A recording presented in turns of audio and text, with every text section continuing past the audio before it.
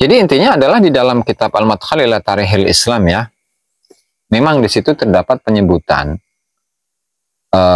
tentang nasab lengkap Wali Songo, yang diantaranya adalah tadi Syarif Kebungsuan, yang mereka ini bersambung kepada Syekh Abdul Malik bin Alwi Amul Faqih. Dan sumbernya itu dari tadi Dr. Najib, dan Dr. Najib Solibi itu tadi wafat pada tahun 1935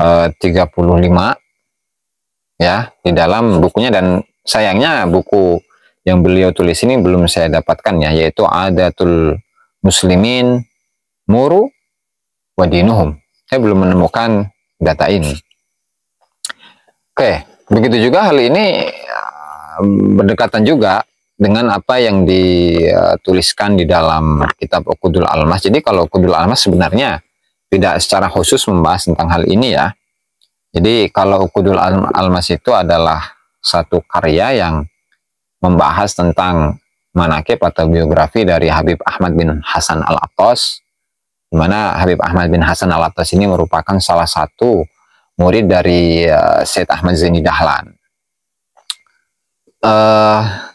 Kitab ini ada 2 juz ya, dan satu juznya itu kurang lebih ada 130 halaman. Dan untuk materi dari tema yang sedang kita bahas itu disebutkan di dalam juz 2 ya, disebutkan dalam juz 2 di halaman 129. Ini dengan menggunakan redaksi yang sama.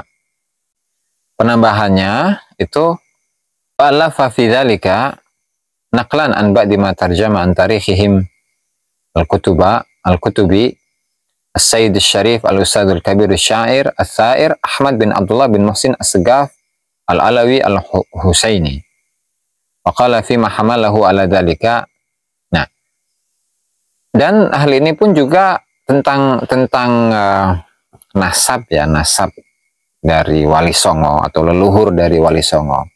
Hal ini pun Habib Ahmad bin Abdullah As-Segaf, di mana beliau ini pun juga memiliki sebuah kitab yang berjudul Sultanat Banten ya, Kesultanan Banten, Sejarah Tarikh Sultanat Banten, Sejarah Kesultanan Banten. Nah itu masih manuskrip, masih catatan tangan, dan saya sudah menelaah kitab itu juga, menyebutkan nasab dari Wali Songo, artinya leluhur dari Wali Songo itu kembali kepada Syekh Abdul Malik bin Alwi Amul Faqih, atau nasabnya nasab Alawi gitu ya. Di mana beliau mengatakan min ibrazi hadhil haqa'iq wal wathaiq at-tarikhiyah allati tu'arriful juhala man hum ulaikal ajdadul amjad alladina rafa'adhum himamuhum fanaqalu sya'ban kamilan min hadidi al-wathaniyah ila ibadati al-wahidil awhad.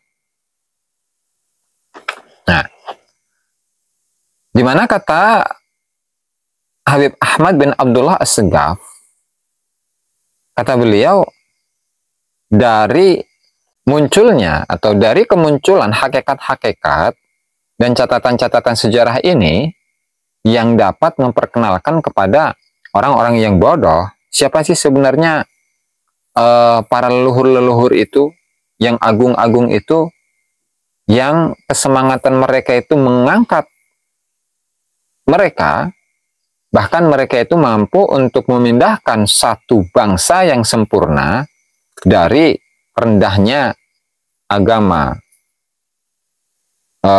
yang menyembah patung kepada penyembahan kepada Allah Subhanahu wa Ta'ala. Nah, selanjutnya ya, amma tarikhul ladzina nasharul Islam min aslafina bil Hind bi Gujarat wa Ahmad Abad wal Ma'bar wa Malibar wa ghairihim falam nakif ilal yawm ala syai'in min dzalika illa ala ma la yashfi ghalilan. Adapun sejarah dari orang-orang yang menyebarkan Islam dari leluhur-leluhur kita di India, di Gujarat, Ahmad Abad, Ma'bar, Malibar, dan selain itu semua, maka sampai saat ini kami tidak mengetahui sedikit pun tentang mereka kecuali hal yang tidak membuat puas.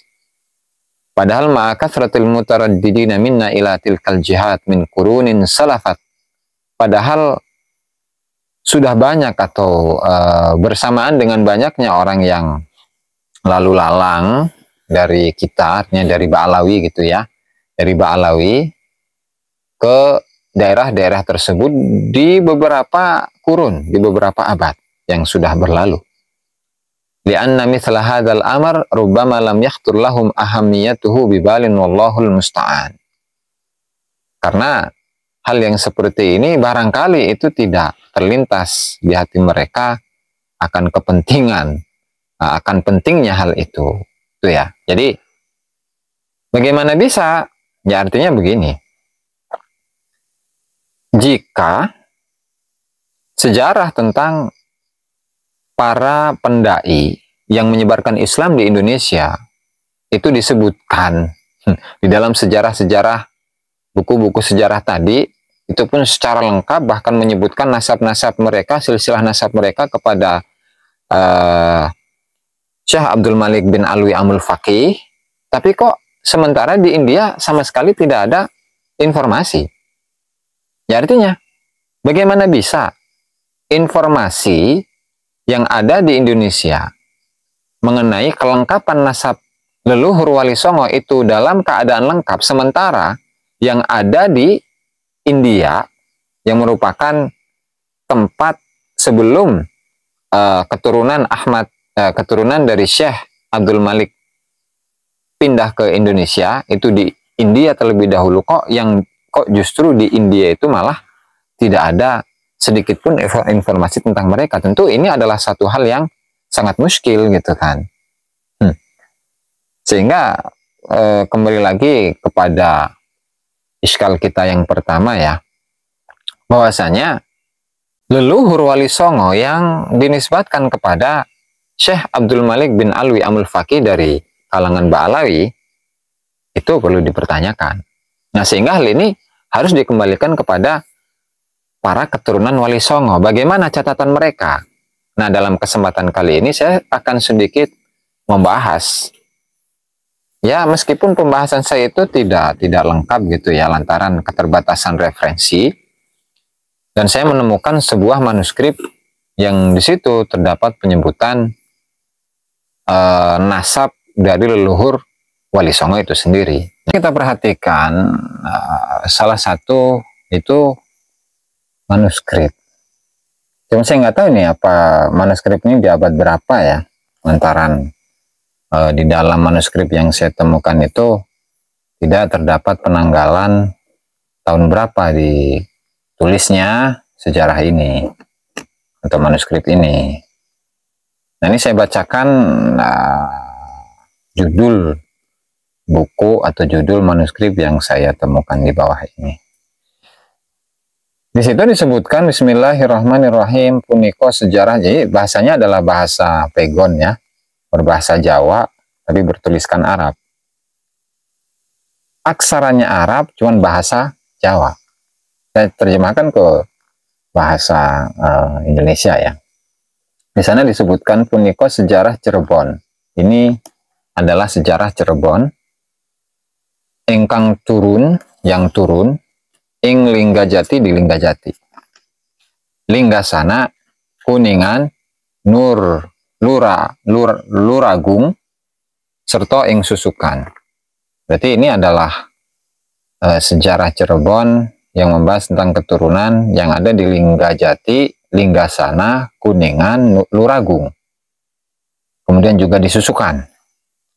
Iki sejarah babone wis cocok kalawan sejarah ing keraton Kasepuhan.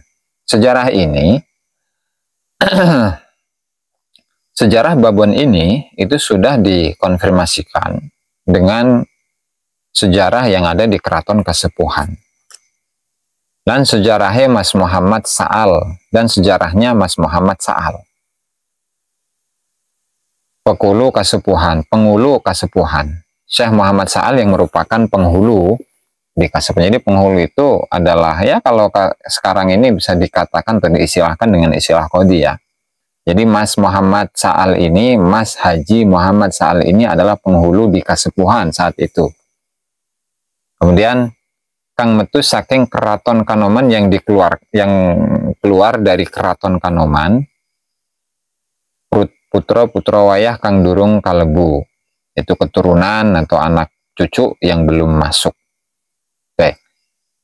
Selanjutnya kang kagungan iki sejarah Raden Haji Abdullah bin Haji Abdurrahman yang memiliki kitab sejarah ini namanya adalah Raden Haji Abdurrahman, Raden Haji Abdullah bin Haji Abdurrahman. Cuman saya belum menemukan ini siapa Raden Haji Abdullah dan siapa Raden Haji Abdurrahman. Walhasil ini adalah catatan dari keturunan Sunan Gunung Jati yang ada di Cirebon. Nah, jika melihat isi dari kitab ini ya, jadi tidak langsung membahas tentang nasab gitu ya, tapi pembahasannya yang saya kasih contoh ya, alam ahadiyah, kemudian alam wahdah dan seterusnya. Ini lebih kepada tauhid, alam wahdaniyah, alam arwah, alam misal, alam ajsam, alam arsh, alam ruh, alam qalam, alam kursi, alam liwaul hamd, alam surga, alam neraka, alam marij dan seterusnya. Alhasil kita langsung pada pembahasannya ya, itu di halaman 22. Oke. Di situ menyebutkan ya nasab dari Wali Songo. Nanti akan saya screenshotkan ya, akan saya tampilkan di dalam layar. Apakah benar Wali Songo ini dalam catatan ini ya merupakan keturunan dari Pak Alawi atau bukan? Nah, di mana di sini disebut ya, Sayyidina Nabiyuna Muhammad Shallallahu Alaihi Wasallam itu memiliki putri Siti Fatimah. Siti Fatimah memiliki putra Sayyidina Husain. Sayyidina Husain ya itu memiliki putra Zainal Abidin. Zainal Abidin memiliki putra Zain Al-Kabir. Zain Al-Kabir itu berputra Jumadil Kubro. Jumadil Kubro berputra Syekh Samsu Tamris ing negara Campak yang dijuluki dengan apa? Pendeta Mustaqim, Pandito Mustaqim. Itu ya. Kemudian beliau ini Syekh Samsu Tamris itu memiliki putra Sayyidina Rahmat Muhammad Al-Kubro Sinuhun ing Ampel Surabaya. Nah, jadi itu adalah nasabnya Sunan Ampel. Jadi kalau saya ini kan ya, saya susunkan gitu. Kalau nasabnya Sunan Ampel itu ada pada urutan yang ke-9. Di mana di sana menyebutkan ya Rasulullah, Siti Fatimah, Sayyidina Husain, Sayyidina Ali Zainal Abidin, Sayyidina Zainal Kabir, Sayyidina Mahmud Al-Kabir, Sayyidina Jumadil Kubro, kemudian Syekh Samsu Tamrih ing Campa. Ya, kemudian Sayyid Rahmat Mahmud Kubro Sinuhun ing Ampel. Jadi di sini hanya menyebutkan 9 generasi ya langsung kepada Rasulullah Shallallahu Alaihi Wasallam. Nah, lalu ketika membahas tentang Sunan Gunung Jati, itu tidak disebutkan seperti itu. Dan nasabnya Sunan Gunung Jati itu pun lebih ringkas daripada nasabnya Kanjeng Sinuhun atau Sunan Ampel itu ya. Oke, saya bacakan. Ini Rasulullah, kemudian Siti Fatimah, Sayyidina Husain, Zainal Abidin, yang keempat, yang kelima Sultan ing Israel, yang keenam Sultan Hud, pakai tok ya, Hud, kemudian Kanjeng Sinuhun Syarif Hidayatullah Sinuhun ing Gunung Jati, ing Gunung Jati. Nah, berarti Sunan Syarif Hidayatullah itu ada pada generasi yang ke-7 sesuai catatan ini ya. Oke. Nah, kemudian itu nasabnya Sunan Ampel dan Sunan Gunung Jati. Nah, lalu bagaimana dengan nasab Wali Songo yang lain? Saya ambil sampel saja ya, tidak menyeluruh karena itu memerlukan waktu yang lebih tentunya. Oke, dan nasab Sunan Giri contohnya ya. Nasab Sunan Giri itu pertama Rasulullah, yang kedua Siti Fatimah, yang ketiga Sayyidina Husain, yang keempat Ali Zainal Abidin, yang kelima Ja'far Shadiq, yang keenam Musa Al-Kadim, kemudian yang ketujuh Ali Taqi, yang kedelapan Muhammad Afi, yang ke-9 Muttalib, yang ke-10 Muhammad Naqi, kemudian yang ke-11 itu Datuk Siddiq, yang disebut dengan Mangun Topo ing Gunung Surandil, ngalap garwa putri Belambangan, di mana Datuk Siddiq ini yang diceritakan beliau itu menikah dengan salah satu raja dari kerajaan Belambangan yang saat ini, yang kerajaan Belambangan itu ada di daerah Banyuwangi atau ujung timur dari Pulau Jawa. Kemudian ke bawahnya ke-12 yaitu Sinuhun Giri Kedaton Waliullah ing Gresik.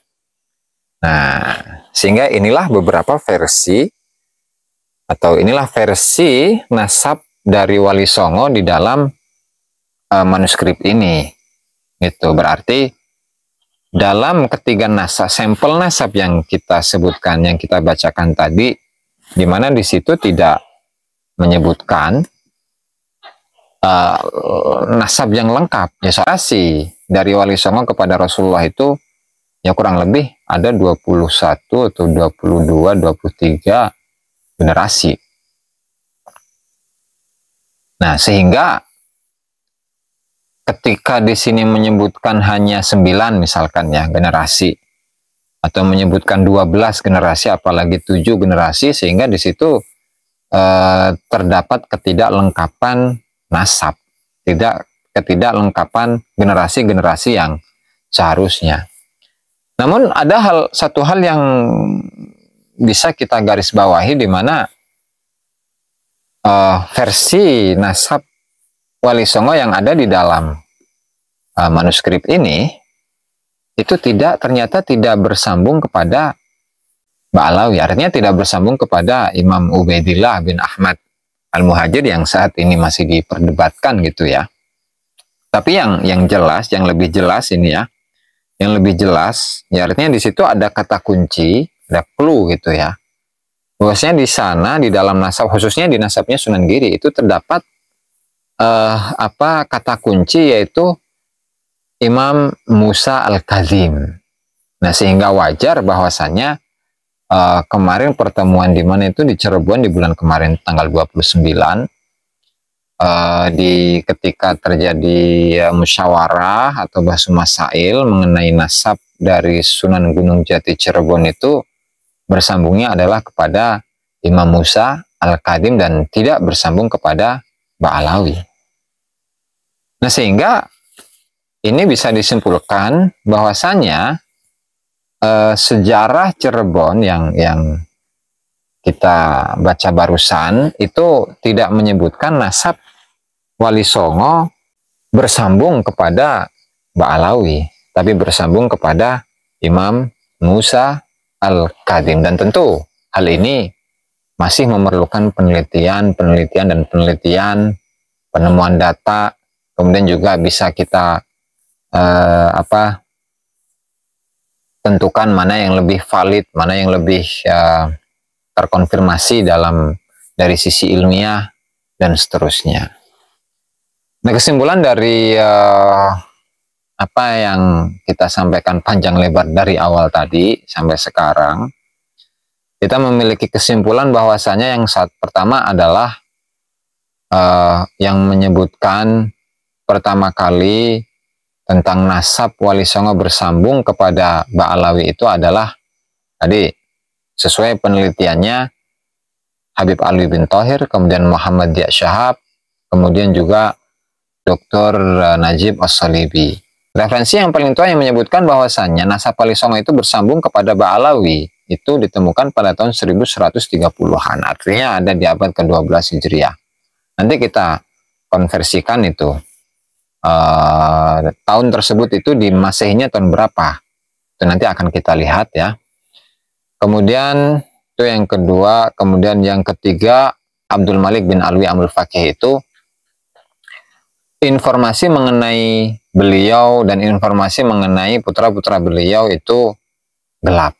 Artinya tidak ada data yang lengkap. Padahal beliau itu adalah salah satu tokoh yang ada pada awal-awal abad ke-7 Hijriah, yang kemudian di abad ke-12 Hijriah baru ditemukan keturunan-keturunannya.